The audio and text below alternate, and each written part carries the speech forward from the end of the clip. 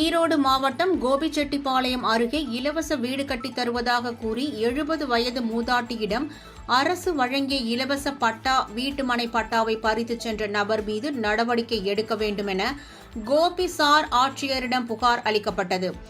எலத்தூர் செட்டிப்பாளையம் பள்ளத்தூர் காலனியைச் சேர்ந்த 70 வயது ரங்கால் அரசு இலவசமாக கொடுத்த காலியிடத்தில் குடிசை அமைத்து குடியிருந்து வருகிறார். இந்த நிலையில் மூதாட்டி ரங்காலிடம் அவர் குடியிருந்து வரும் பழைய வீட்டிற்கு பதிலாக அரசு செலவில் புதிய வீடு கட்டித் தருவதாக கூறி அவரது பெயரில் இருந்த இலவச வீட்டுமனை பட்டாவை அவரது உறவினர் ஒருவர் வாங்கிச் சென்றுள்ளார்.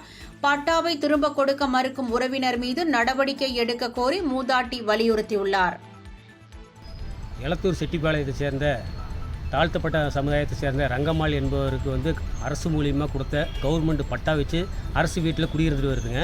அந்த அரசு வீட்டுக்கு ஒரு தனிப்பட்ட நபர் ஒருத்தர் உன்னுடைய பட்டாவை கொடு, உனக்கு இலவசமாக வீட்டு மனை கட்டித்தரேன்னு சொல்லி அந்த பட்டாவை ஏமாற்றி வாங்கிட்டு போயிட்டார்.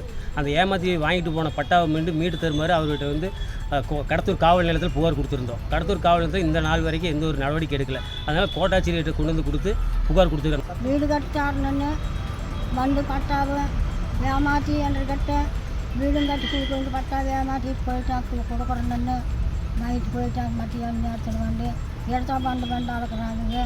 அப்புறம் புகார் பண்ணுறாங்க. வீடு காடு வேணும்னு சொல்கிறாங்க. இப்படி தொந்தரவு பண்ணிகிட்டு இருக்கிறாங்க. இன்னும் 7 வருஷம் இப்படியே தொந்தரவு பண்ணிட்டு